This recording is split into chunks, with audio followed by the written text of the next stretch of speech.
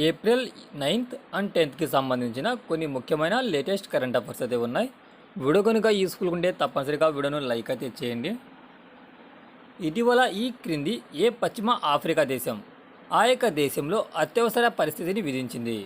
ఇటీవల క్రింది ఏ పశ్చిమ ఆఫ్రికా దేశం ఆ దేశంలో అత్యవసర పరిస్థితిని విధించింది?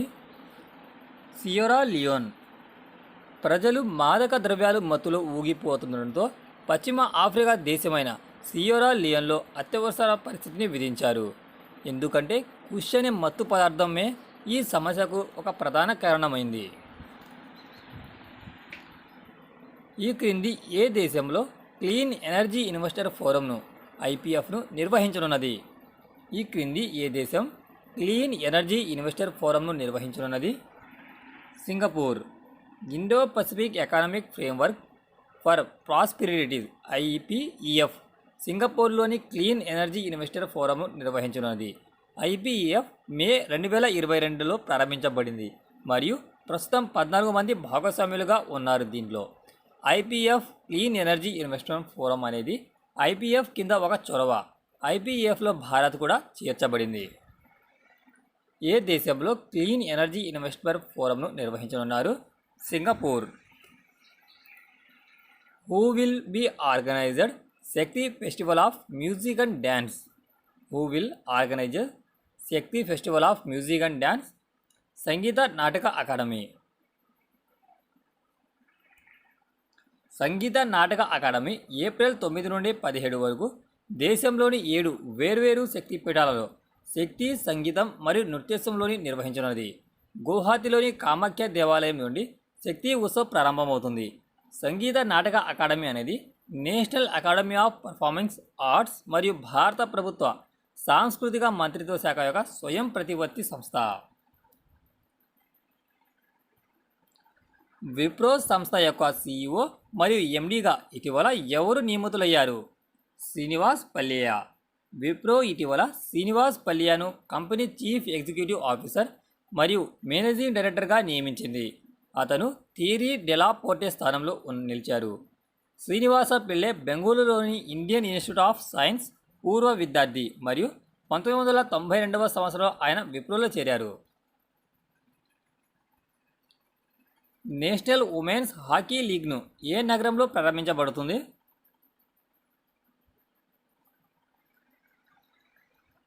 రాంచీలో. National women's hockey league April 30న రాంచీలో ప్రారంభం కానున్నది. ఇది ఏప్రిల్ 30 నుండి మే 10 వరకు నిర్వహించడం జరుగుతుంది. భారతదేశం యొక్క మొట్టమొదటి ప్రైవేట్ సబ్ మీటర్ రిజర్వేషన్ నిఘా ఉపగ్రహాన్ని ఎవరు ప్రయోగించారు? భారతదేశం యొక్క మొట్టమొదటి ప్రైవేట్ సబ్ మీటర్ రిజర్వేషన్ నిఘా ఉపగ్రహాన్ని ఎవరు ప్రయోగించారు? Tata advanced system limited. Tata advanced system limited TASL భారతదేశం యొక్క మొట్టమొదటి ప్రైవేట్గా నిర్మించిన సబ్ మీటర్ రిజర్వేషన్ నిఘా ఉపగ్రహం TSAT-1Aని ప్రారంభించింది. టీఏఎస్ఎల్ శాటిలాజిక్ సహకారంతో ఏప్రిల్ 7న స్పేస్ ఎక్స్ యొక్క ఫాల్కన్ 9 రాకెట్ను ఉపయోగించి ఫ్లోరిడాలోని కెన్నెడీ స్పేస్ సెంటర్ నుండి ఈ అంతరిక్ష నౌకను ప్రయోగించింది.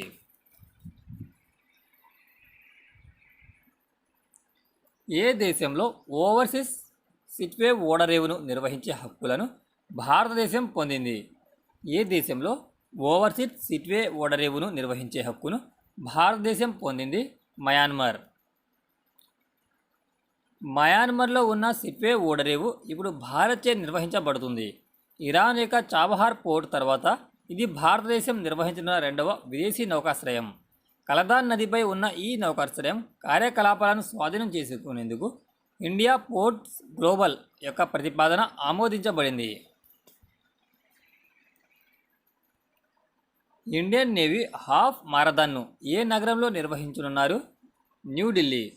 ఇండియన్ నేవీ 6 అక్టోబర్ 24న ఢిల్లీలోని హాఫ్ మారథాన్ రేసును నిర్వహించినట్లు ప్రకటించింది. పౌర సమాజంతో నేవీ సంబంధాలను బలోపేతం చేయడం మరియు రక్షణలో నౌకాదళం యొక్క ముఖ్యమైన పాత్ర గురించి అవగాహన కల్పించడం ఈ ఈవెంట్ యొక్క ప్రధాన లక్ష్యం. నావికాదళం ప్రతి సంవత్సరం ముంబై, విశాఖపట్నం మరియు కొచ్చిలలో కూడా ఇటువంటి కార్యక్రమాలను నిర్వహిస్తుంది. ఇటీవల ఏ దేశం ఎంప్లాయ్మెంట్ వీసా ప్రోగ్రామ్ ప్రోగ్రామ్ని మార్చింది? ఇటీవల ఏ దేశం ఎంప్లాయ్మెంట్ వీసా ప్రోగ్రామ్ను మార్చింది? న్యూజిలాండ్. సంగీత వాయిద్యాలను తయారు చేసే మెరేజ్ నగరం ఇటీవల జిఐ ట్యాగ్ లభించింది. ఈ మెరేజ్ నగరం ఏ రాష్ట్రంలో ఉంది? మహారాష్ట్ర. మహారాష్ట్రలోని సాంగ్లీ జిల్లాలోని మిరాజ్ అనే పట్టణం సంగీత వాయిద్యాలను ముఖ్యంగా సితార్ మరియు తాన్పూర్ తయారీలో నైపుణ్యానికి ప్రసిద్ధి చెందినది. మిరాజ్ నగరానికి ఇటీవల జిఐ ట్యాగ్ లభించింది. జిఐ ట్యాగ్ నిర్దిష్ట భౌగోళిక ప్రాంతం నుండి వచ్చే ఉత్పత్తిని సూచిస్తుంది మరియు దాని యొక్క వాణిజ్య విలువను ఇది పెంచుతుంది. సంగీత వాయిద్యాలను తయారు చేసే మిరాజ్ నగరం ఇటీవల జిఐ ట్యాగ్ లభించింది. ఈ నగరం ఏ రాష్ట్రంలో కలదు? మహారాష్ట్ర. ప్రపంచ ఆరోగ్య దినోత్సవాన్ని ప్రతి సంవత్సరం ఎప్పుడు జరుపుకుంటారు? ఏప్రిల్ 7న. ప్రపంచ ఆరోగ్య దినోత్సవాన్ని ప్రతి సంవత్సరం ప్రపంచ ఆరోగ్య సంస్థ WHO స్థాపించిన రోజులు జరుపుకుంటారు. ఆరోగ్య సమస్యలపై అవగాహన పెంచడానికి మరియు ఆరోగ్యం యొక్క ప్రాముఖ్యతను హైలైట్ చేయడానికి ఈ రోజు ముఖ్యమైనది.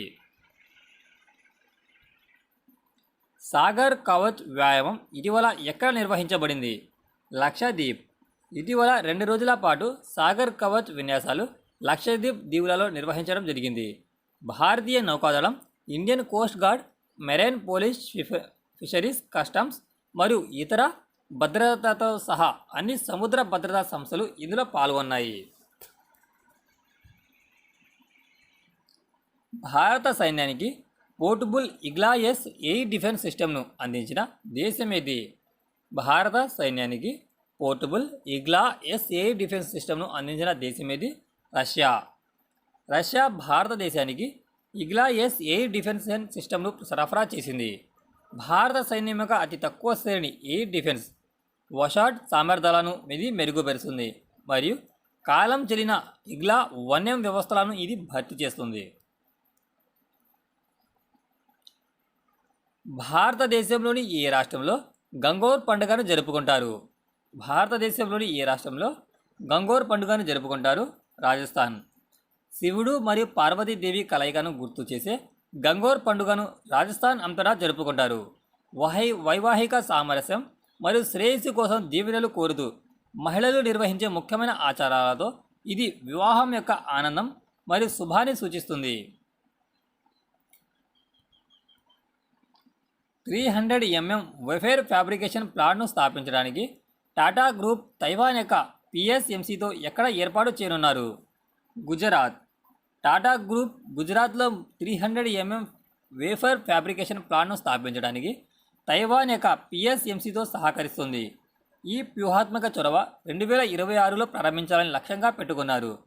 భారతదేశం యొక్క ఇది సెమీ కండక్టర్ తయారీ సామర్థ్యాలను దోహదం చేస్తుంది. త్రిసేవా సదస్సు పరివర్తన్ చింతన్ ఎక్కడ జరుగుతుంది? న్యూఢిల్లీలో. త్రిసేవా సదస్సు పరివర్తన్ చింతన్ న్యూఢిల్లీలో జరగనున్నది. Chief of defence staff general Anil Chauhan అధ్యక్షతన జరిగే ఈ సదస్సును అన్ని త్రిసేవా సంస్థల అధిపతులు దీనిలో పాల్గొంటారు. పలావ్ మరియు భారతదేశం మధ్య ద్వైపాక్షిక సంబంధాలను ప్రోత్సహించినందుకు కాన్సులర్ డే 2024లో మెడల్ ఆఫ్ హానర్ ఎవరు అందుకున్నారు? నీరజ్ శర్మ. పలావ్ మరియు భారతదేశం మధ్య ద్వైపాక్షిక సంబంధాలను ప్రోత్సహించడంలో తన శ్రేష్టమైన ప్రయత్నాలకు నీరజ్ శర్మ చెన్నైలో ఈ కాన్సులర్ డే 2024లో మెడల్ ఆఫ్ హానర్ అందుకున్నారు.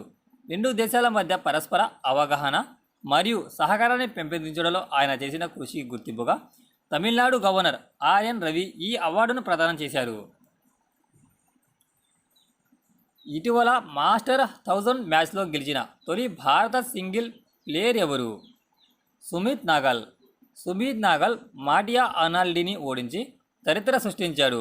మోంటే కార్లోలో జరిగిన ATF మాస్టర్ ఈవెంట్స్లో తన మొట్టమొదటి విజయాన్ని సాధించాడు. 16వ ఆర్థిక సంఘం సభ్యునిగా ఎవరు నియమితులయ్యారు? మనోజ్ పాండా.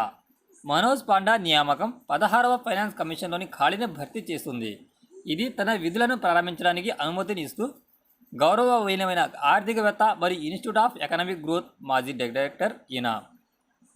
16వ ఆర్థిక సంఘం యొక్క సభ్యుడిగా ఎవరు నియమితులయ్యారు? మనోజ్ పాండా. ఆహారంలో పురుగు మందుల అవశేషాలను తగ్గించడంపై ఎఫ్ఎస్ఎస్ఏఐ ఏ నగరంలో అవగాహన ప్రచారాన్ని ప్రారంభించింది? ఆహారంలో పురుగు మందుల అవశేషాలను తగ్గించడంపై ఎఫ్ఎస్ఎస్ఏఐ ఏ నగరంలో అవగాహన ప్రచారాన్ని ప్రారంభించింది? న్యూఢిల్లీ.